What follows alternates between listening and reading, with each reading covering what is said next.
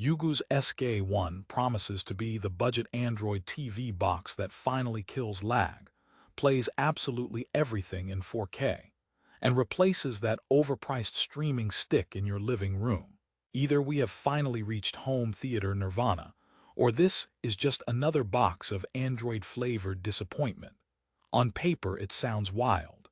Amlogic S928X-J CPU with AV1 support, up to 4 gigs of RAM, 32 or 64 gigs of storage, dual-band Wi-Fi, gigabit LAN, 4K HDR at 60 frames per second, and Ugoos custom firmware that power users swear by. But here is the thing.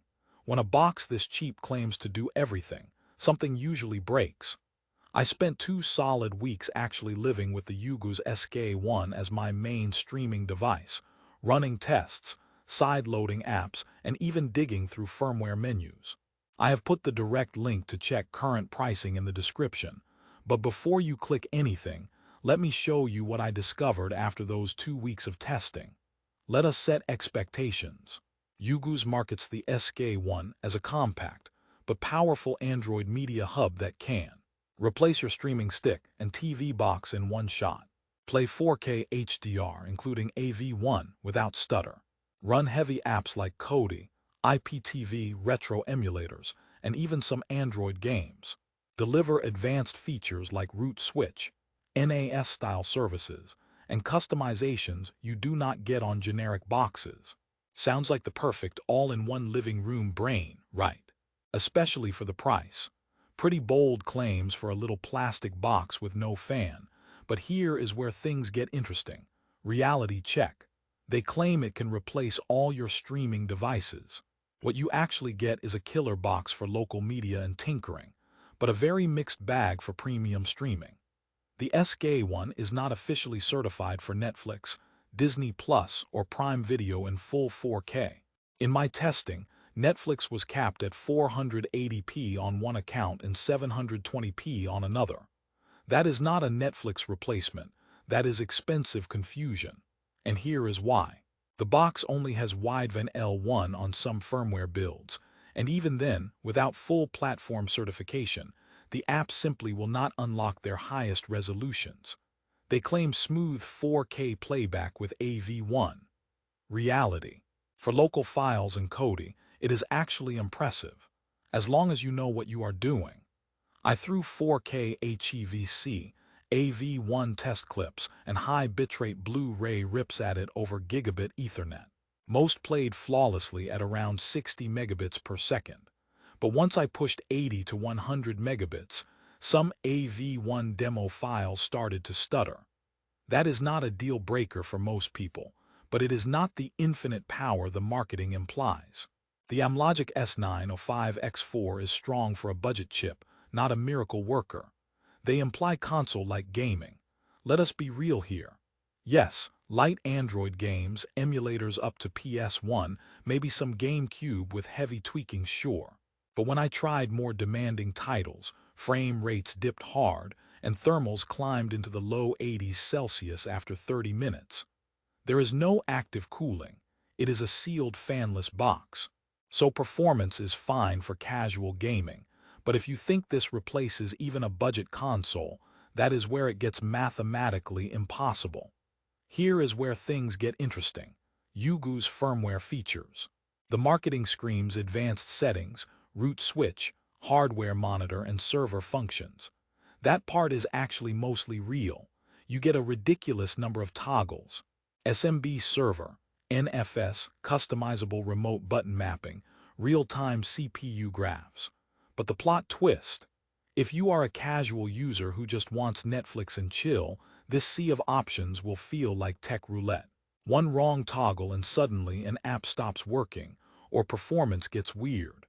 And here is another reality check. App stability. I saw a handful of random app crashes during the first days, especially with IPTV apps and some gamepad-heavy titles.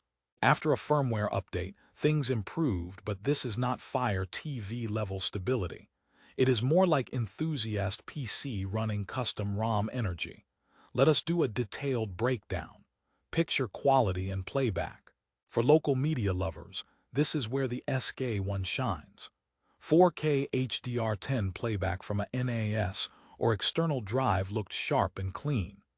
Colors were accurate once I disabled some aggressive image processing in the TV and locked the output to 4K 60Hz. AV1 YouTube at 4K ran smoother than I expected, usually locking at 60 frames with maybe an occasional micro stutter on fast pans. What the marketing does not mention. Out of the box, auto frame rate switching is not always perfect. I had to dive into the Ugoos settings to force proper refresh rate matching for some apps like Kodi. Network and Wi-Fi. Over gigabit Ethernet, it is rock solid. Streaming heavy files from my NAS peaked around 90 to 94 megabytes per second. Over Wi-Fi, though, things get spicier. On 5 GHz, around one room away, I averaged 200 to 250 megabits per second.